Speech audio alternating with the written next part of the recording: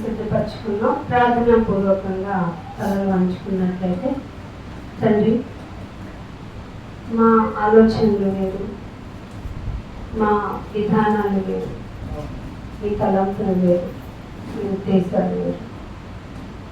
మీ ఉద్దేశాలకి, మీ తలంపులకి మా చర్యలు రీచ్ అయ్యేలాగానైనా మమ్మల్ని సిద్ధపరచండి.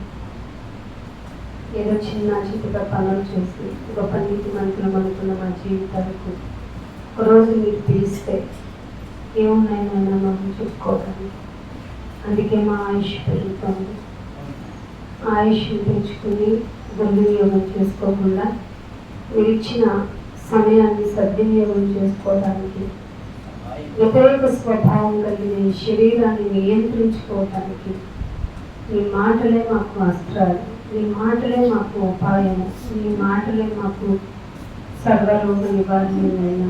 అందుకే ఈ మాటల యొక్క పరమార్థం తెలుసుకున్న వారిగా, దేవుడు దొరుకుకాలం నుండి మీరు వెతకండి అన్న వారికి ఆన్సర్బుల్ అవ్వటానికి, ఈ తరములో ఈ కుటుంబం ద్వారా ఈ మాటలు ఇక్కడ ప్రకటింప చేయడానికి మీరు ఇచ్చిన ప్రతి అనుకూల పరిస్థితిని బట్టి, వచ్చిన ప్రతి ఒక్క ఆత్మను బట్టి మీ స్తుతులు చెల్లించుకుంటున్నాం. మనుషులమైన మేము మాకు మేము దుర్గాలు పట్టుకోకుండా మీ వాక్యం కొరకు మమ్మల్ని మేము తగ్గించుకొని మీ కొరకు బ్రతికి అలా మంచి బిడ్డలు అనిపించుకుంటాం. శక్తిని ప్రసాదించమని నాయన, ఈ మాటలు చెప్పాలంటే నా జ్ఞానము అస్సలు సరిపోదు. బహుశా లౌకిక జ్ఞానం వస్తుందేమో. అందుకే తండ్రి మీ సహాయం అవసరం. పరిశుద్ధాత్మదేవ, మీరు ఏం చెప్పించాలనుకుంటున్నారో మాకు, నాకు, అందరికీ ఏకాకృతమైనటువంటి మనస్సును, ఆలోచనను సహాయం చేయమని అడుగుతున్నాం. మీ మాటలు వినటము ఎంత అదృష్టమైనా ఆ అదృష్టం కలిగిన మాటలకు మాకు తెలివి సరిపోదు. కనుక మీ తెలివి, మీ జ్ఞానం మాకు ప్రసాదించి అసలు ఇష్టపడని ఈ శరీరంకి మీ మాటలను ఆయన ఖచ్చితంగా అందజేసుకొని మమ్మల్ని మేము ప్రాణాలతో నింపుకునేలాగా, అని ఆయన ఆత్మను జీవింప చేసుకునేలాగా మమ్మల్ని ఉద్ధరించమని యేసుక్రీస్తు వారి అతి పరిశుద్ధమైన నామంలో ఈ ప్రార్థనను అడిగి పెట్టుకుంటున్నాం తండ్రి. వాక్యం యొక్క ప్రాముఖ్యత మన జీవితాల్లో వెలుగులు నింపాలి. వాక్యము మమ అనిపించుకోవడానికి కాదు. వాక్యము శరీరానికి అస్సలు ఇష్టం ఉండదు, ఎందుకంటే దానికి అవసరం లేదు. మందు దేనికి అవసరం? రోగానికి. నేను కూడా కొద్దిగా చెప్పాను, బెయిల్ తీసుకొని వచ్చాను, మేము జాగ్రత్తగా ఉంటామయ్యా, మా ప్రవర్తన అంటే ఇదిగో ఇంత పూచీకత్తున ఈ లోకంలో ఉంటామని యేసుక్రీస్తు రక్తం ద్వారా కృప చేత భూమి మీద అలా నింపబడ్డాం. ప్రాణం ఉంది అంటే ఆత్మ ఉన్నట్టే. వన్స్ ప్రాణం విడిపోయిందంటే ఆత్మ ఎగిరిపోను. ఒకసారి చెప్తారు, ఎగిరిపోద్దంటే ఉండదు, దానికి అవసరం లేదు. ఎగిరి ప్రత్యక్షం అవ్వాలి ఒక చోట. ఎక్కడది? న్యాయపీఠం. ఆ పీఠమే న్యాయమైనది. అక్కడ అక్కడ తప్ప వేరే ఎక్కడికి వెళ్ళలేము.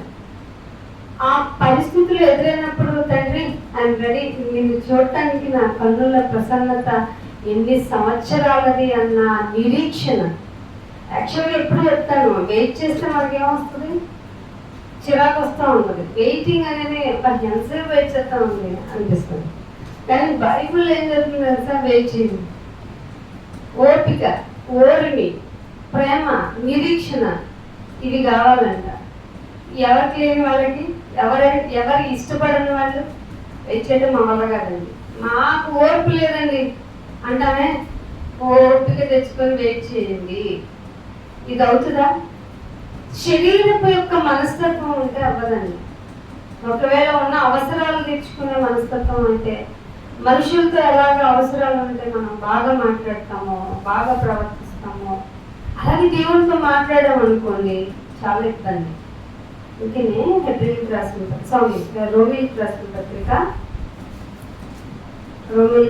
పత్రిక బైబిల్ అందరూ తీద్దాము. సాధ్యమైనంత వరకు కొంచెం రాసుకునే వాళ్ళు ఉంటే రాసుకోండి. మేబీ ఈ పాఠం నెక్స్ట్ ఇలా రాకపోవచ్చు. అందుకని మొదటి రోమిలకు రాసిన పత్రిక 15వ అధ్యాయం 1వ వచనం.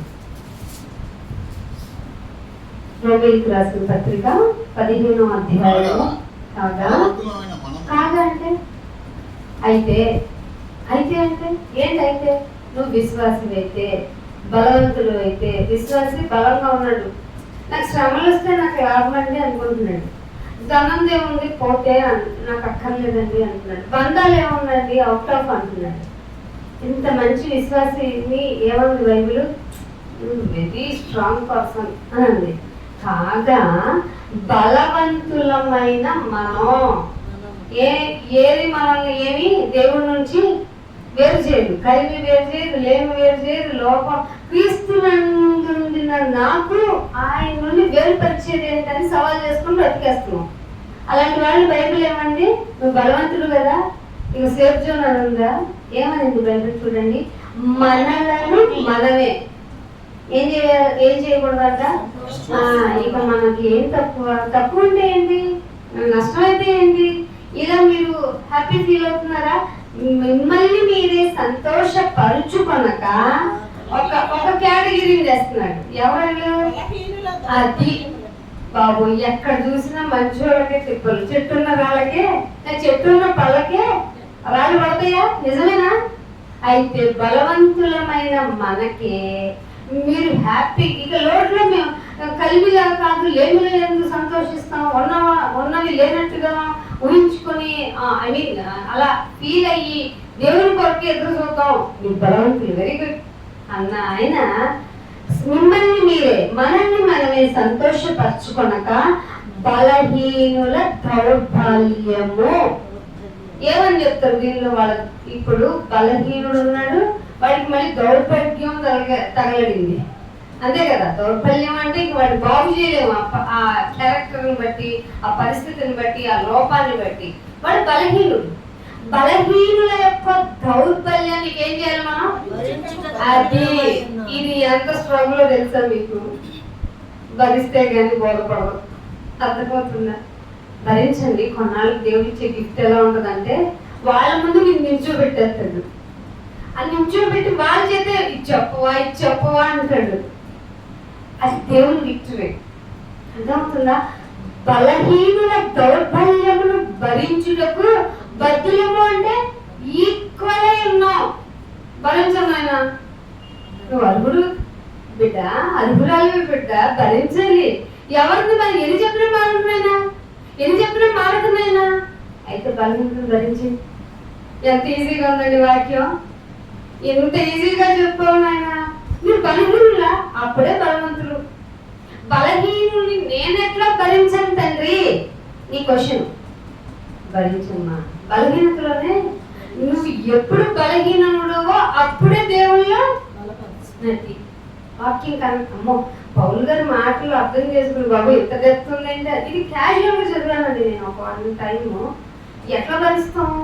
ఆయన అలాగే ఏంటి భరించాలా, భరించడానికి బద్దులమా, చెప్పినట్టు కొట్టినట్టుంది ఏంటిది అనిపించింది, అంతే కదా.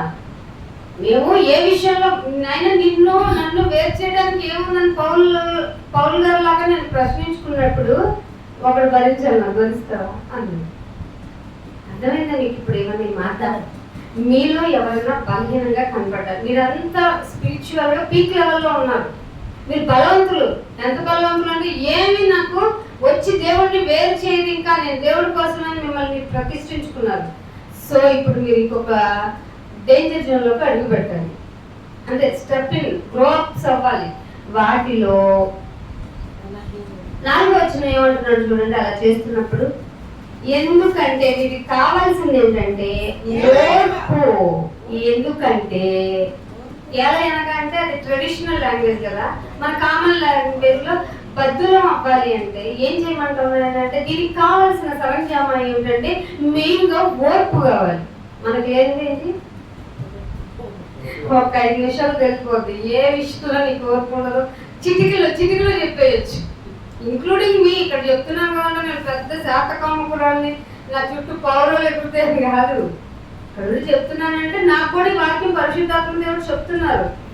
ఓర్పు కావాలి, ఓర్పు కావాలి. ఓర్పు వలన ఇది ఎవరికి తెలియట్లేదు. వర్సెస్ వల్ల ఏమొస్తుంది, వాక్యాల వల్ల ఏముంటది, ఆదరణ. అసలు దౌర్బల్యం ఎలా, ఆ దౌర్బల్యాన్ని నేనెంత భరించాను ఆయన. బలహీనుడు, పైగా వాడును ప్రతి విషయంలో టుపుక్కుని పడిపోతూ ఉంటాడు. వాడిని చూసి వాడి దౌర్బల్యము, వాడి యొక్క లోటు, వాడి యొక్క పేదరికం, వాడి బలహీనత, వాటిని నేనెలా భరించను. దానికి కావాల్సింది ఏంటి చెప్పనా? ఓర్పు కావాలి. మనకు ఓర్పు ఎలా వస్తుంది? వాక్యము నిన్ను ఆదరిస్తుంది. వాక్యం ఏంటనుకున్నారు? వాక్యం పవరు మీకు ఇదే పత్రిక 4వ అధ్యాయం తెలుసు. ఎక్కడ దాకా వెళ్ళిపోద్ది? డిఎన్ఏ ఎత్తుకునే పదార్థం ఉంటుందంట, మూలుగు. కోడింగ్. డిఎన్ఏ మీద ఏముంటదంటే ఒక్కొక్క సెల్ ఏ విధంగా పనిచేయాలి, ఇండికేషన్స్, ఒక మాన్యువల్ లాగా ఉంటది.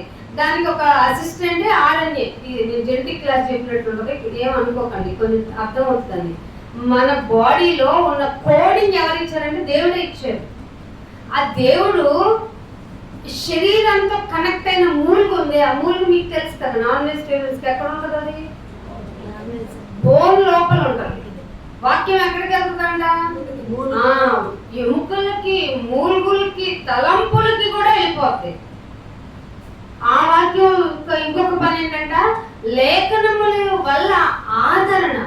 నువ్వు అనుకున్నట్టు ఎవ్వరు ఏంటి వాక్యం నాకేం అవసరం ఉంటుంది అనుకోవచ్చు.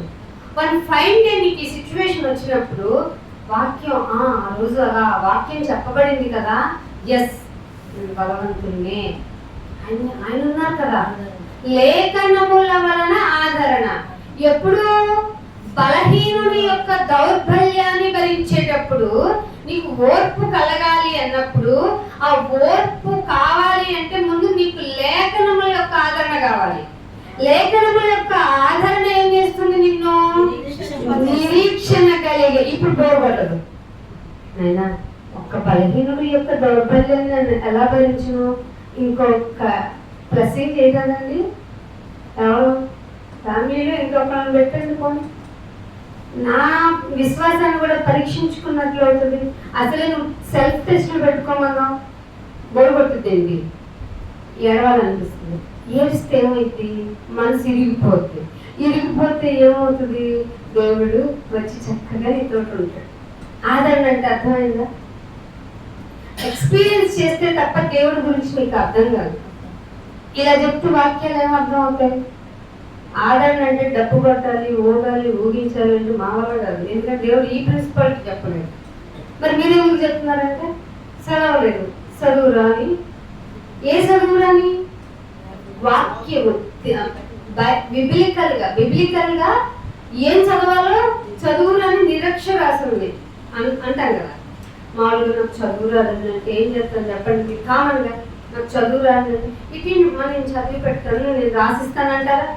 సేమ్ అంతే. వాళ్ళు తప్పు చేస్తున్నారు కదా అని వాళ్ళు వేలెత్తి చూపకండి. కోర్స్ మనలో మనం మాట్లాడుకుంటాం, బలవంతులం, కామన్ థింగ్. కానీ క్రియారూపకం వచ్చేటప్పటికి వాళ్ళు భరించడం నేర్చుకోండి. అర్థమైందా వాక్యం? అప్పుడు నీకు బోరు కొట్టదు. ఎంతసేపు వెయిట్ చేయను, నన్నన్న పట్టుకొని ఓనరా అంటున్నాడు. మాన్నత అంటే మీనింగ్ ఏంటి? ఎవరు తొందర ఎందుకు ఈ మధ్య రావట్లా? ఎందుకని? నైనా వాడు మారాలి, వీడు మారాలి, లోకం ఏంటైనా ప్లీజ్. నేను అంత మా మానవ జాతే కదా. అక్కడ వరకు వెళ్ళారా లేదా? వీధి వరకన్నా వెళ్ళారా?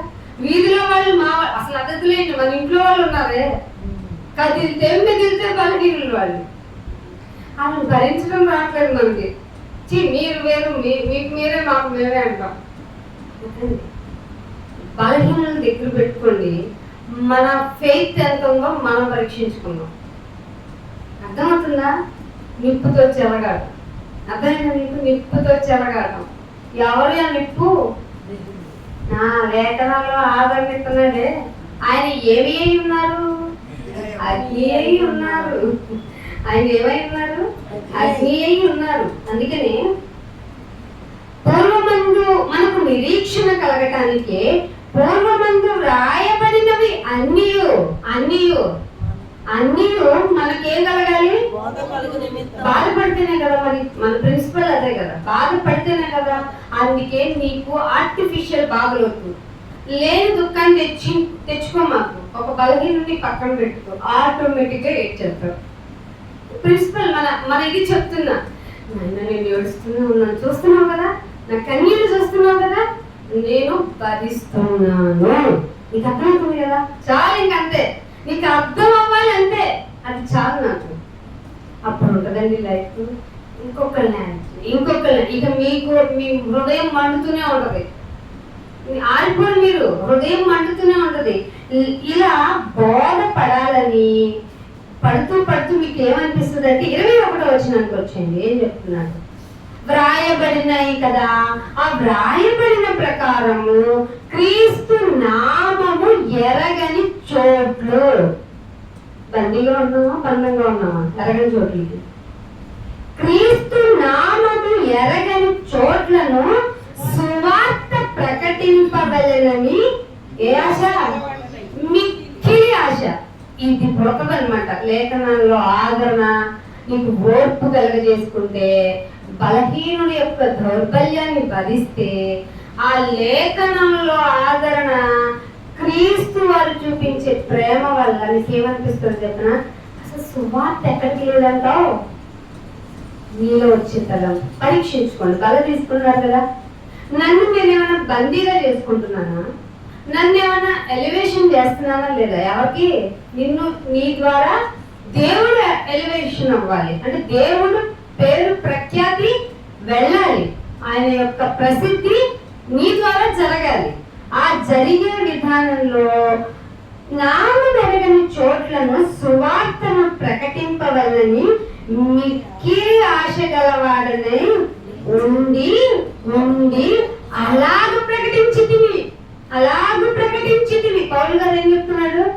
నువ్వు ఆదిత్యం ఎత్తావని, నువ్వు పిలిచి దండెత్తావని, నువ్వు సన్మానం చేస్తావని, నువ్వే గొప్పతి అని అంటావని వెళ్దాం, అక్కడ బాగా నా అభిమానులు ఉన్నారని వెళ్ళలేదట. ఎందుకు వెళ్ళారంట? ఏమనుంది అక్కడ? ఎక్కడ దేవుడి యొక్క సువార్త వినలేదో అక్కడికి వెళ్ళి ప్రకటించాలని మిక్కిలి ఆశతో నేను అలాగూ ప్రకటించింది. ఇలా రావాలనుకుంటే ఆయనకి ఏమైందట? 22వ వచనంలో ఈ హేతులతో మీ వద్దకు వద్దామని నేను అనుకుంటే నాకేమైంది? ఎవరి వల్ల ఇవ్వమంటారు? బలహీనులైన దౌర్బల్యము కలిగిన వారి వల్ల. సో మనం అలా ఉండకూడదు. నేను బాధపడినా పర్లేదు, నేను నష్టపోయినా పర్లేదు అనుకుంటావా? నాయన ఏదేమైనా నాకు మాత్రం మిగులే ఉండాలి, నాకు నష్టం వద్దు, శేషం వద్దు అని అంటావా? ఎంతో కొంత లాభం అండి. ఆట ఏదో చీకి పట్ల వాళ్ళు ఏమన్నాడంట ముందు, ఎంతో కొంత లాభం అని మొదలెట్టాలి. మొదలెట్టకపోతే చీకి కాదంట. నాకు ఈ మధ్య తెలిసింది. 1 నెల లెక్క పెట్టడం ఏంటంటే ముందు లాభం అనాలంట, శుభం పలకాలంట. శుభం పలకరా అంటే క్రైస్తవులు, నిజ క్రైస్తవులు ఏం చెప్తారు? ఆ శుభంలో ఆయన ఈ దేని గురించి చెప్తారు? మరణం, అమ్మ వెళ్దాం బాగండి, మనకు అదైతే భయం. తర్వాత ఓర్పు ఎక్కడ ఉంటుంది ఈ రోజుల్లో? అసలు ఓర్పు ఉండదా? ఎవరిని చూపించండి, ఒక్కరిని చూపి. ఉన్నారు. బలికి మొక్కని వాళ్ళు, రోషం కలిగిన వాళ్ళు. ఏయా నీకు రోషంగా వెళ్ళావా? బలి అర్పించేటప్పుడు రాజు దగ్గరికి వెళ్ళి చెప్పావు, ఏంటి దేవుడు నిద్రపోయాడని కామెడీ చేసి పిలిచావు, ఏమైపోయింది రోషం నీకు? చంపేస్తానన్నారండి. ఏమన్నాడు? చంపేస్తానందంట. భయం వేసి ప్రాణ భయంతో కూర్చుంటే దేవా పరిగెత్తుకుంటూ వచ్చేసాను, ఎవరు లేదైనా నేను తప్ప నీ కోసం అన్నట్ట. దేవుడికి చెప్పాడంట ఫ్యూచర్ ఏంటో. దేవుడు ఏం చెప్పాడు? అనగా నీ తలంపులు వేరని నా తలంపులు వేరని నువ్వు మిస్ మ్యాచ్ చేస్తున్నావు. బలికి మొక్కని ఎంతమంది? 800 మంది, 700 పీపుల్సా? ఐడియా ఉందా? 700 మంది, బహుశా నెంబర్ గుర్తులేదు, కానీ 100 మంది. ఈయనేమంటున్నాడు? నేను ఒక్కడిని తప్ప. ఇది ఉండకూడదు. 450 మంది ఉన్నట్ట. ఏమంటున్నాడు? నేను ఒక్కడనే. అది నేనొక్కడనే అంటే ఏడుపు వస్తుంది. ఇక నేను చచ్చిపోతాను అనిపిస్తుంది, సూసైడ్ చేసుకోవాలనిపిస్తుంది. ఎందుకంటే ఆవిడ చేతిలో ఎవరావిడ చంపేస్తానంది కదా, రాజుగారి భార్య.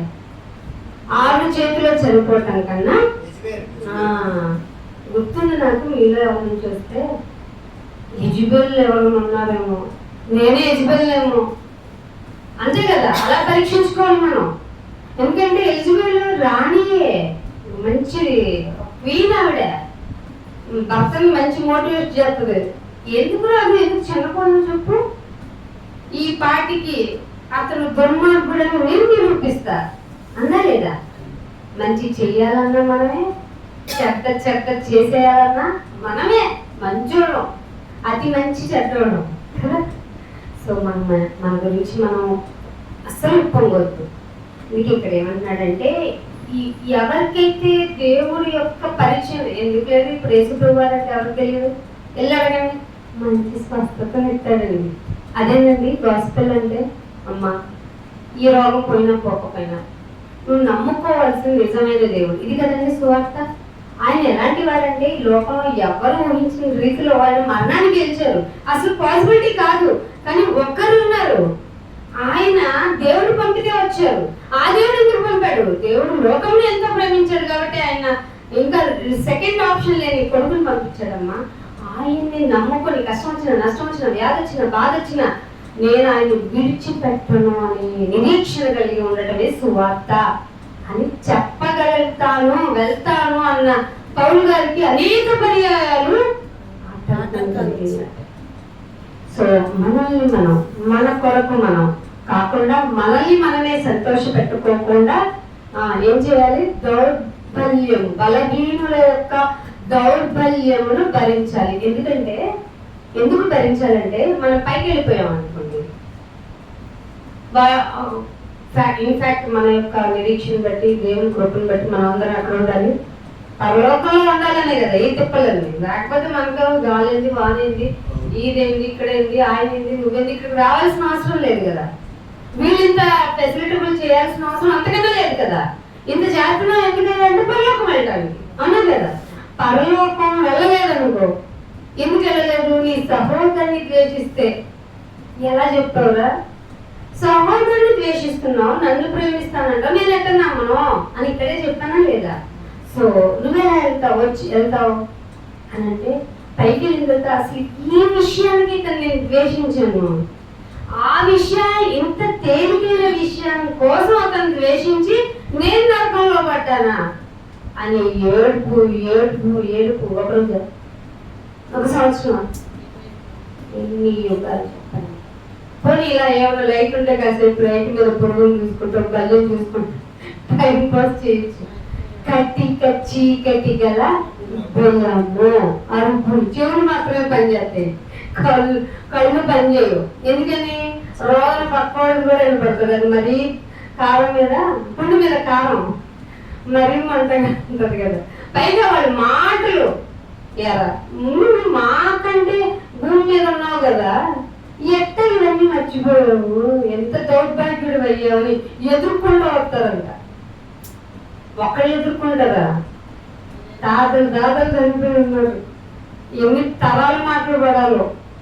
అర్థమవుతుందా సిచ్యువేషన్? సో దీనికంటే బెటర్ ఏంటి ఈ లోకంలో? ఇందాక అన్నారు కదా 60-70, అది కూడా అసలే ప్రయాస, కష్టము. దానిలో ఇంకొంచెం యాడ్ చేసుకోండి స్పైసీగా. ఎవరిని? బలహీనుల యొక్క దౌర్బల్యాన్ని భరించడం. ఇది చేయమని చెప్తే భక్తులు ఏం చెప్తున్నారో ఒక్కసారి చూద్దాం. త్వరగా ముగించడానికి వస్తాను. మీకా గ్రంథము 7వ అధ్యాయము, మీకా గ్రంథము 7వ అధ్యాయము 2వ వచనం. 7వ అధ్యాయము. భక్తుడు ఎవరంటే అయినా భక్తుడు ఎవరి గురించి చెప్తున్నాడు? భక్తుడు ఏం చెప్పాడు? మీరు బలవంతులు కదా, సో బలహీనుల దౌర్బల్యం బలిస్తారా, మిమ్మల్ని మీరే సంతోష పెట్టుకుందా అంటే, ఇక్కడ భక్తుడు ఏం చేస్తాడో చెప్తున్నాడు చూడండి. భక్తుడే లేరంట దేశంలో. ఇదే మీటింగ్ పెట్టుకుని ఒకళ్ళనొకళ్ళు మేము మంచివాళ్ళు, మేము సత్యం చెప్తారని అంటున్నారు కదా. భక్తుడే దేశంలో లేడు అంటే ఎలాగనైనా లేడంటున్నా అంటే, అసలు జనుల్లో యథార్థవంతుడు లేదు. ఏంటంటే ఒకడు లేదా? నేను వదిలేద్దాం సార్ వదలట్లా, ఒక్కడు లేదంట. కామిక్ గా ఉందా, భయమేస్తుందా, బాధేస్తుంది. జనులలో యథార్థ పరుడు ఒక్కడు లేడు. మరి ఏం చెప్తున్నాం నేను? అందరూ ప్రాణహాని. ఏ ప్రాణం? శరీరంలో ఉన్న ప్రాణంతో చెలగాటం. నువ్వు తొందరగా సువార్తను వ్యాపింపజేయకపోతే వాడి ప్రాణం పోతుంది.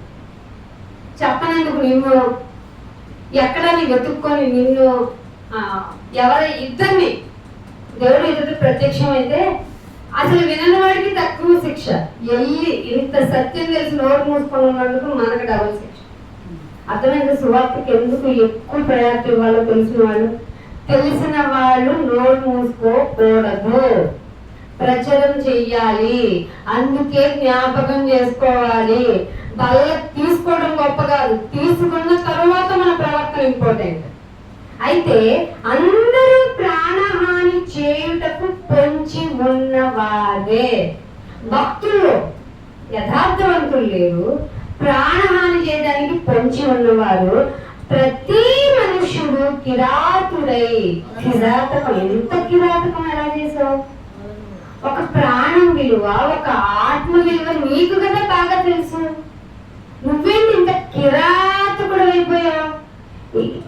ప్రతి మనుషుడును కిరాతుడై తన సహోదరుని వల వేసి ఇది చేస్తున్నారు. ఏం చేయమన్నాడు దేవుడు? అసలు మీరు బలవంతులని హ్యాపీ ఫీల్ అవుతున్నారు, అది కాదు పని ఉందని చెప్తే ఉన్న పని మానేసి ఏం చేస్తున్నారంట? ఏ నీతి వీళ్ళని మర్చిపోయారు భక్తులు. వీళ్ళు యథార్థంగా ఉండడం మర్చిపోయారు.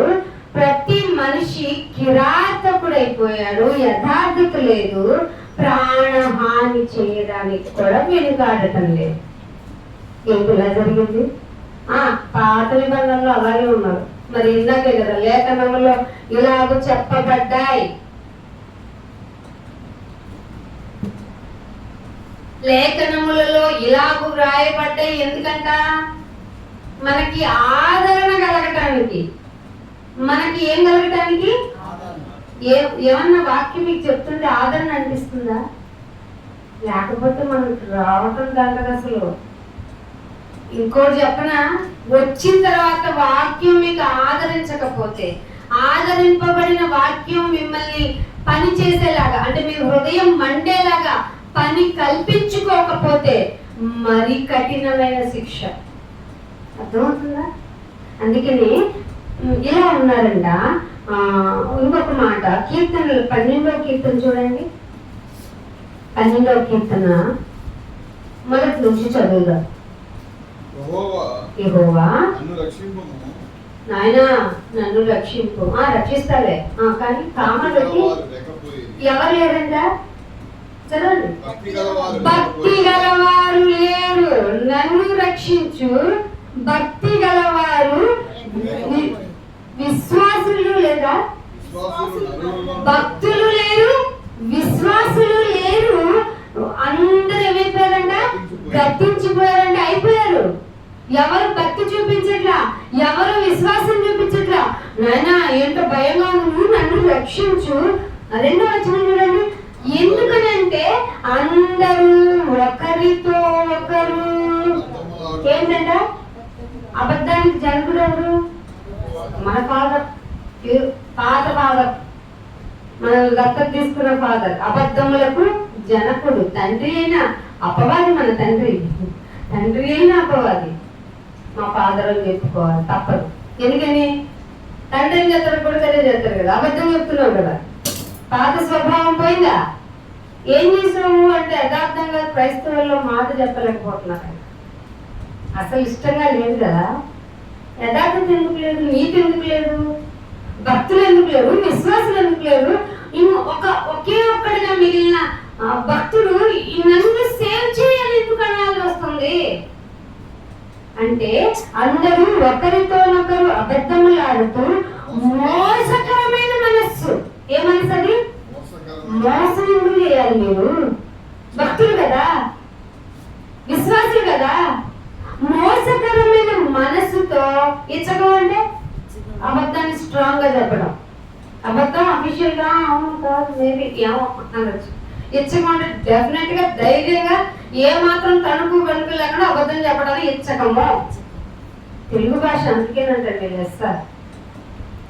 ప్రతి ఫీలింగ్ ని ఎక్స్ప్రెస్ చేయగలిగిన క్యాపబిలిటీ కలిగిన వెకాబులరిటీ, చెప్పే విధానం తెలుగుకే దక్కిందట.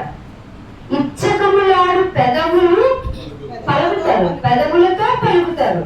ఇంకేమంటున్నాడు 3వ వచనంలో, ఇచ్చకములాడు పెదవులు ఉన్నాయిగా, ఆ పెదవుల్ని బింకము అంటే భయం లేకుండా చెప్పే అబద్ధాన్ని నాలుకతో కదా నువ్వు చెప్తావు. ఇవన్నీ వాటిని అన్నిటిని ఏం చేస్తారు, కోసి పడేస్తా.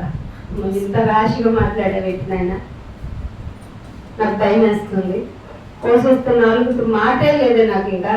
అంటే పూర్తిగా నీకు ఇలాంటి యాక్టివిటీ లేకుండా నేను సర్వనాశనం చేస్తానని. అందుకే ఆయన అగ్ని ఉన్నాడు.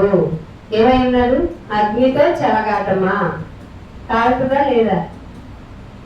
మామూలు అగ్నితో చెలగాటం అయితే నిప్పుతో ఆడకురా, ఏమైంది? కాలిపోతుంది. అంటావా లేదా నీ పిల్లలకి? నిప్పులతో జాగ్రత్త, స్టవ్ దగ్గర జాగ్రత్త, గ్యాస్ దగ్గర జాగ్రత్త.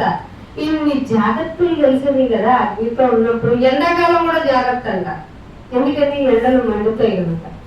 దాన్ని ఆ ఎండల వేడి ప్రభావాలనే మనం తట్టుకోలేము. అవన్నీ ఏముంటే ఎప్పుడు తెలుస్తుంది?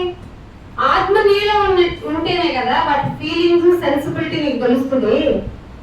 మరి ఆ ఆత్మే సఫర్ అయితే, శరీరం లేనప్పుడు ఎలా సెన్సిబుల్ అవుతాం ఊహించండి. ఊరికి అందట్లేదు కదా, అది దేవుడు అంటే.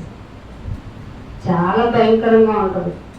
నేను అగ్ని అయి ఉన్నాను. ఇచ్చకములాడు పెదవుల్ని, బింకములాడు నాలుకల్ని కోసేస్తాను. మీరేం చెప్తారంటే 4వ వచనంలో, మా నాలుకతో మేము ఏమైనా సాధించేస్తాం. ఏం చెప్తాం? నా మాట చెల్లుబాటు అయిపోతుంది. నా మాటే శాసనం. డైలాగులు బాగా ఫేమస్ కదా మనకి. ఏంటంట? మాట శాసనమా? ఎవరు చెప్తాడు? కొండములో పెదవులు కోసేస్తానని దేవుడు చెప్తుండే, ఏ మాట అయినా నా మాటే శాసనం అని ఎలా చెప్తావు? నేను చెప్పింది జరగాలంటావేంటి? ఎందుకు? మనలో ఏముంది? ఏమన్నా ఉందో చెప్పండి. దేవుడు ఆడిస్తే ఆడే తోడు బొమ్మలం.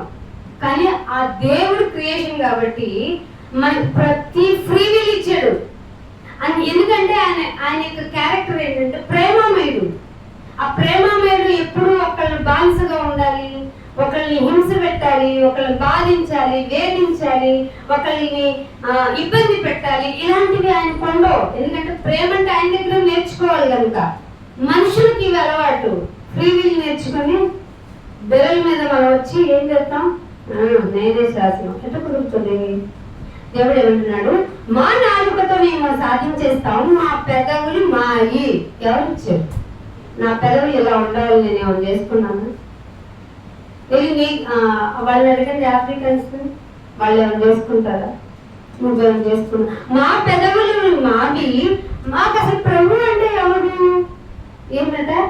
ప్రభు అంటే ఎవడు? అర్థమైందా? భక్తులు, విశ్వాసం చివరికి ఎలా తయారవుతారు? ఎవడు ప్రభు?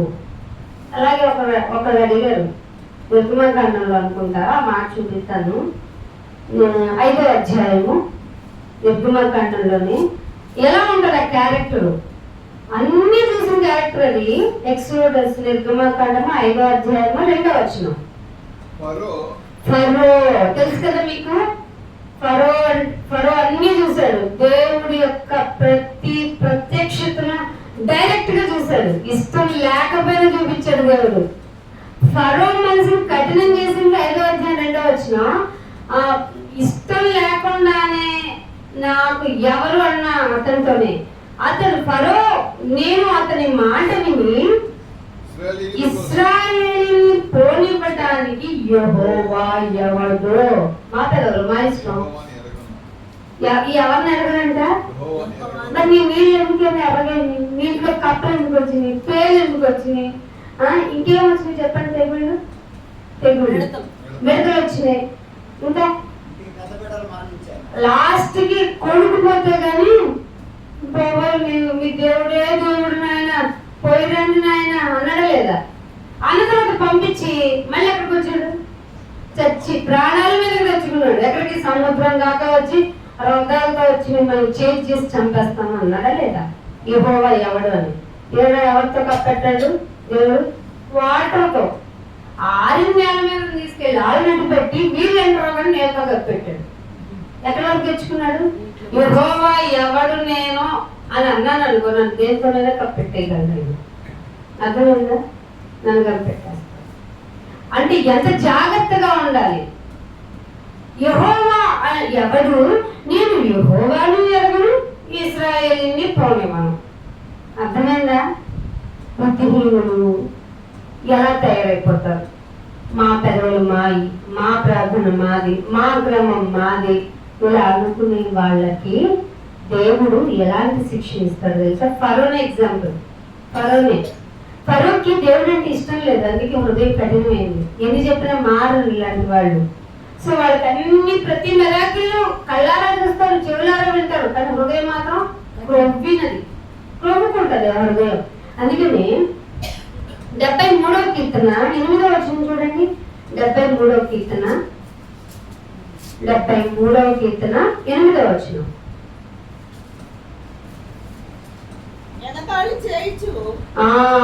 ఏం చేస్తారంట? వాక్యం చెప్తుంటే చాలా మందికి ఎగతాళిగా ఉంది. వాక్యం ఏం చేస్తుంది? కామన్ గా మనం ఇలా చెప్పుకున్న ప్రకారం ఆదరణ ఇస్తుంది. అంటే వీళ్ళు ఫీల్ అవ్వరు, వాక్యాన్ని ఏం చేయాలంటే ఫీల్ అవ్వరు. సో వీళ్ళు ఏం చేస్తారంటే ఎగతాళి చేయొచ్చు, బలత్కారం చేత జరుగు కీడేముందో దాని గురించి మాట్లాడుకుంటారు. మాట్లాడుకోవడం కూడా ఎలా మాట్లాడుకుంటారు? గర్వంగా మాట్లాడతారు. మరి వాళ్ళ బాడీ లాంగ్వేజ్ ఎలా ఉంటుందంట? 9వ వచనంలో ఆకాశం వైపు డైరెక్ట్ గా చూడరు. డైరెక్ట్ కాంటాక్ట్ ఉన్న వాళ్ళు యథార్థవంతులు. ఎటో అటో ఇటో చూసి మాట్లాడుతున్నారంటే వాళ్ళతో జాగ్రత్త. ఇది సైకాలజీ చెప్పింది. డైరెక్ట్ గా నీతో చూసినంటే వాళ్ళ హృదయంలో ఏం లేదు. అటు చూసి ఒక మాట, ఇటు చూసి ఒక మాట, ఇట్లా చూసి అట్లా చూసి మాట్లాడి ఇదంతా అనవసరం, ముందు పైకి చూస్తే బాగుంటుందని ఆకాశము తట్టు ముఖము ఎత్తి నాలుగేం చేస్తుంది? భూమంతటి గురించి సంచారం చేస్తా ఉంటది. కళ్ళెట్టు కళ్ళు పైకి, మాట భూమి మీద. అర్థమైందా? విశ్వాసులము భక్తులము అనుకుని వారు హృదయం గర్వించటం వల్ల వాళ్ళ బాడీ లాంగ్వేజ్ చెప్పాడు ఇక్కడ. సో వాళ్ళు కనిపెట్టుకోండి. యథార్థంగా ఎవరు లేరో నేను చెప్పను, నేను కొన్ని విషయాలు హింట్ ఇచ్చా, చూసుకొని జాగ్రత్త పడి వాళ్ళ దౌర్బల్యాన్ని భరించండి. వాళ్ళతో జాగ్రత్తగా చెప్పాలి, వాళ్ళని తెచ్చిపెట్టుకుని మరీ భరించండి. ఎంత కష్టం భరించిన ఓర్పు వల్ల కదా నిరీక్షణే కదా నీకు చక్కటి పరలోకాన్ని ఇస్తుంది. ఓర్మితో ఉండండి. ఒకరి భారాన్ని ఇంకొకళ్ళు, నా భారం భరించుకోవడమే నాకు అవ్వట్లేదు, ఇంకొకరి భారం నేను వెళ్ళిపోతా. వెళ్ళిపో. నాగటి మీరు చేసావుగా, వెనక చూడొచ్చు చెప్పు. మరి నువ్వు ఇట్లాంటి కండిషన్లు పెట్టేట్లా నేను వాడుంటే భరించలేదు. అరే ఎలాగా సహోదరుని ద్వేషిస్తున్నావు? వాడు నా స్వరూపమే కదా, నీ స్వరూపమే. అసలు ఒక్క లక్షణం ఉండాలి ఎప్పుడు ఇది ఉండదు కాబట్టే కదా బలహీనుడు. దౌర్బల్యుడు ఏమి లేను నాన్న, వాడికి తెలిస్తే నీకంటే బాగా ఉంటాడు. అర్థమైందా? ఎవరైనా బలహీనుడు చూసి తెలిసిన మనమే ఎట్లా ఉన్నాం, వాడికి విషయం తెలిస్తే, ఐ మీన్ బలహీనుడికి విషయం తెలిస్తే మనకంటే బతికి బాగా దేవుడిని ప్రచురము చేస్తాడేమో కదా. అయినా ఒకడు ఇలా ఉండటం, ఒకడు అలా ఉండటం నా ఇష్టం కదా. ఫరో కనుక మంద హృదయంతో లేకపోతే అన్ని మెరాకిల్స్ చూసేవాళ్ళండి. ఇశ్రాయేలీయులు అరణ్యంలో దోసకాయల దగ్గర నుంచి బండలో నీళ్ళు ఏంటండి? బండలో నీళ్ళు ఏంటి? మన్నా ఏంటండి? అది ఎవ్వరు తినలేదు. మళ్ళీ చెప్పులు అరిగిపోవడం. ఈ పొద్దున్న చెప్తా ఒక సందర్భంలో చెప్పులు వేసుకోవడం, ముస్కిల్ అంటున్నారు కదా.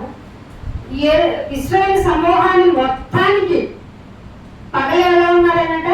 చల్లగా మేఘస్తంభం లాగా, రాత్రి చీకటి అవుతుంది కాబట్టి లైట్ లాగా, అంటే అగ్ని లాగా ఉంటే ఈ చెప్పులు వేసుకొని బట్టలు వేసుకొని వెళ్తే చెప్పులు అవ్వలేదు, వస్తువులు మాయలేదు. ఇప్పుడు దేవుడి సన్నిధిలో చెప్పులు వేసుకోకూడదు, సందర్భం ఉండాలి కదా. చెప్పులు వేసుకున్నంత మాత్రాన దేవుడు మీకు నేను బండ్లో స్నేహం అని చెప్పులు ఇవ్వమన్నా అన్నాడా? ఎక్కడ ఏది ఎలా పాటించాలో తెలుసుకోండి. అసలు ముసుగు లేకుండా రండి. ఏ ముసుగు? మనసుకు వేసుకొని వస్తున్నారు. ఇక్కడికి వచ్చి మనసుకేసి ఆ కళలో వేయాలి చెయ్యి. ఎందుకు వేయాలి? అసలు ముసుగేసుకున్నావా? ముసుగు తీయాలి కదా. కొరిదేవి 2వ పత్రికలో తెలుసా మీకు? ముసుగు లేని వారై నా సన్నిధికి వచ్చి నా లేఖనములను అనుభవపూర్వకంగా తెలుసుకోండి. అనుభవిస్తున్నారా మీరు దేవుడిని? అసలు ఇక్కడ తింటున్నప్పుడు సాటిస్ఫాక్షన్ తెలుస్తుంది, ఇది బాగుంది, ఇది బాగుంది, అలా ఉంది, ఇలా ఉంది. బట్టలు ధరించుకున్నప్పుడు మీకు ఆనందం కలుగుతుంది, అబ్బాయి ఎంత బాగుంది, ఇది నేను కట్టుకోవాలనుకున్నాను, ధరించుకోవాలనుకున్నాను. ఇవన్నీ అనుభవాలు కదా. ఇలా నువ్వు గ్యాదర్ అవుతున్నప్పుడు నీ అనుభవం ఏంటి? వాళ్ళు ఏదో చెప్తానికి వచ్చారు, కౌంటబుల్ పర్సన్ గా నేను ఒకటి రావాలి. అందుక అనుభవం ఏంటి? అనుభవ జ్ఞానం ఉండాలి, లేకపోతే నీకు ఏం అర్థం కాదు. అందుకే అంటున్నాడు, ఆకాశము తట్టు వారి ముఖము ఎత్తుతారు, గర్వంగా మాట్లాడతారు, భూమి సంచారం చేస్తుందట నాలుక. కళ్ళేమో ఆకాశం, నాలుగేమో భూమి మీద. ఎట్లా ఉంటాయి మాటలు చూడండి, యథార్థత ఉంటుందా? ఉండదు. అందుకని యోబు గ్రంథం 21వ అధ్యాయానికి రండి. యోబు గ్రంథము 21వ అధ్యాయము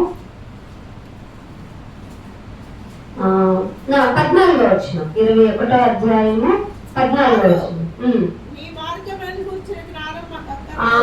ఏమంటారంటే ఇంకా మాకు తెలియని పోదా చెప్పండి. 66 పుస్తకాల్లో నేను ఏ రిఫరెన్స్ అయినా కంఠాబద్ధంగా చెప్పగలను అంటారు. మరి పాటించడం అదే అంటారు. వారు నీ మార్గములను గుర్చిన జ్ఞానం మాకు తెలిసి నీ దగ్గరికి ఎలా రావాలి, మా జ్ఞానం మాకుంది అంటారు. కానీ దేవుడు ఏమంటున్నాడట, నా వేరే కదా నువ్వు రావాలి. అన్ని నదులు ఎక్కడికి వెళ్ళగలుగుతాయంట? నదులు కాబట్టి కలవాలి, తప్పదు, లేకపోతే నువ్వు నేను మునిగిపోతాం. అలా ఏర్పాటు చేసిన దేవుడు. అన్ని మతాలు ఒకే దేవుడిని ప్రస్తుతించవు.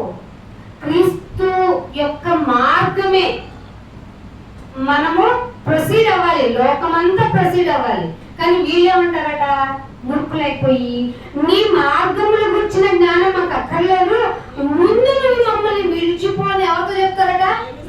ఎట్ట చెప్తారండి? దేవునితో డైరెక్ట్ గా ఎట్ట చెప్తున్నారండి? కళ్ళు, యోగ సంబంధమైన కళ్ళు, మనోనేత్రాలు గుడితనం చేసి దేవుడితో వద్దు పోనైనా అంటారట. మేము ఆయన్ని సేవించడానికి సర్వశక్తుడగు వాడు ఎవడు? మేము ఆయన గురించి ప్రార్థన చేస్తే మాకేంటి లాభం అని వారు చెప్పుకుంటారు. సో వారి క్షేమము వారి చేతిలో. చేయి తీసుకురండి, చెప్తాను. జాతకం అన్న వాళ్ళకి వెళ్ళి చెప్పండి. వారి క్షేమము వారి చేతిలో లేదు. భక్తిహీనుల యోచన నాకు దూరం కదా. అప్పుడు నువ్వేం చేయాలి? భక్తుడివి కదా, నువ్వేం చేయాలి?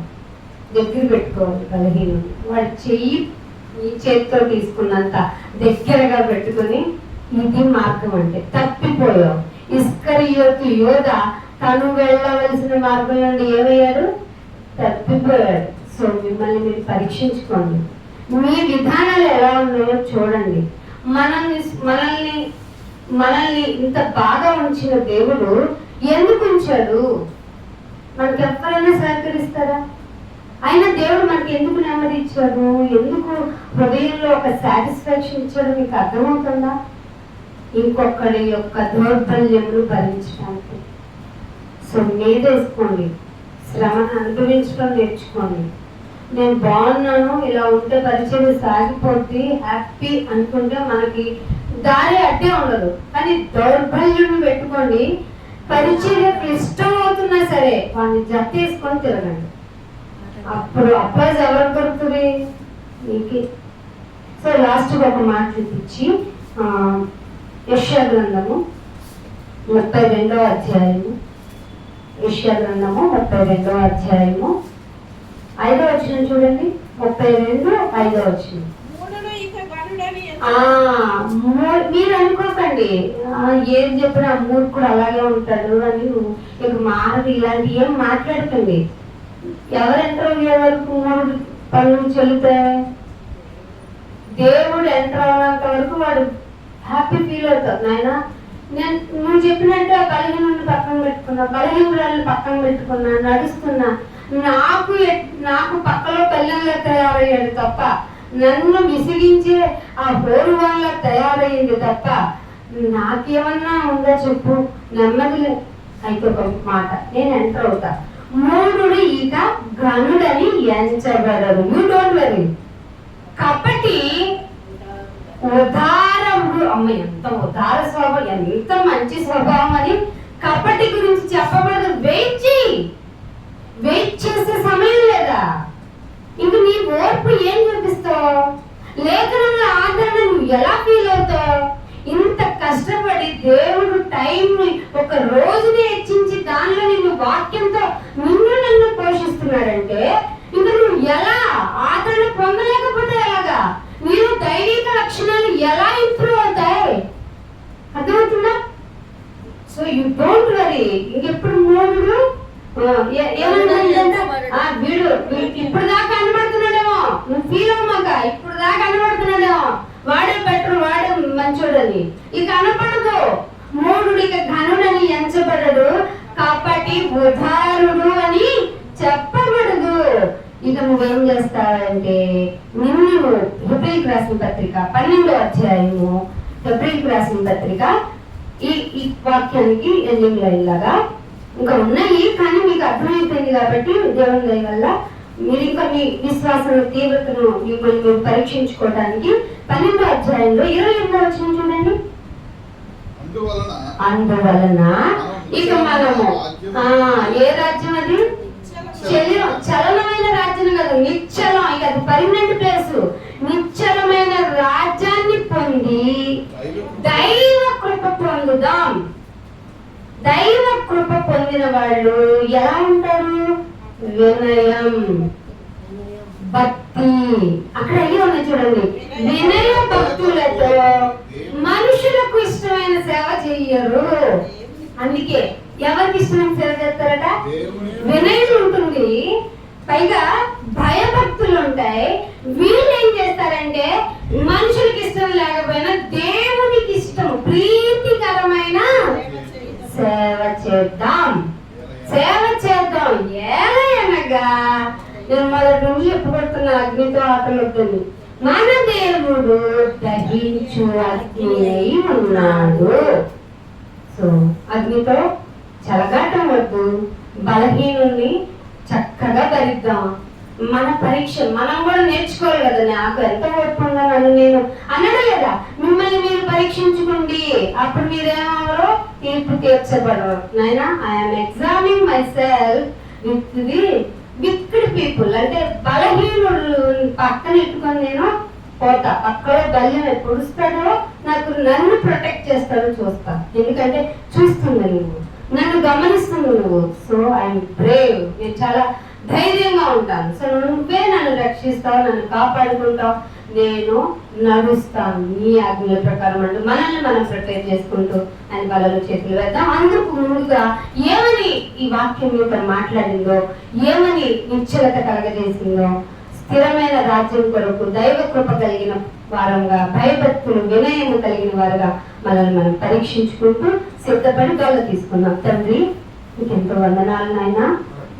మేము గొప్పవాళ్ళము, భక్తులు, బలవంతులను అనుకున్నాము, కానీ మా యొక్క భక్తిని పరీక్షించుకోవటానికి బలహీనుల యొక్క దౌర్బల్యాన్ని భరించాల్సింది అని మర్చిపోయాం నాయన. గొప్ప క్షమించండి. మీరు దహించు అగ్ని ఉన్నారు, కానీ మేము అది మర్చిపోయాం తండ్రి.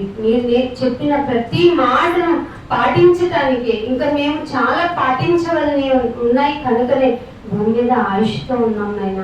కానీ మీరు ఇచ్చిన ఆయుష్ని మేము ఆయన ఎవరు, ఇంకేంటి ఆయన చేసేది మాకు తెలుసులే అనేటువంటి విర్రవీగుతున్న దుష్టత్వం మాలో చేదు వెరులాగా ఏమైనా మొలుస్తుంది ఏమోనైనా మా అంతరంగంలో. లేక క్షమించండి. మమ్మల్ని మేము మార్చుకుంటాము, మమ్మల్ని మేము పరిశీలించుకుంటాం, పరీక్షించుకుంటాం నాయన. మీకు కృప, నీ కృపే మాకు ముఖ్యము. లోకస్తుల యొక్క ఆశ, ప్రీతి మాకు అక్కర్లేదు, మీ కొరకే బ్రతుకుతాం నాయన. కనుకనైనా మమ్మల్ని మన్నించండి, మమ్మల్ని రక్షించండి. నిజంగా మీకు ఇష్టమైన ప్రీతికరమైన సేవలో ఉంటే మేము ధన్యులమైనా, లేదా మీకు ఆయాసకరమైనది మాలో ఉంటే దయతో దాన్ని ఆదిలోనే సూచి వేసి నీ కొరకు నాయన మమ్మల్ని మేము ప్రక్షాళన చేసుకుని ముందుకు సాగి నాయన నీ మార్గానికి నాయన అరణ్యంలో వేసిన కేకలాగా మేము కూడా సాక్షాత్తులమై ఉండటకు మమ్మల్ని సిద్ధపరచమని యేసుక్రీస్తు వారి పరిశుద్ధమైన నామమున ఈ ప్రార్థనను వారికి వేడుకుంటున్నాం తండ్రి. Thank you all of you. God bless you all.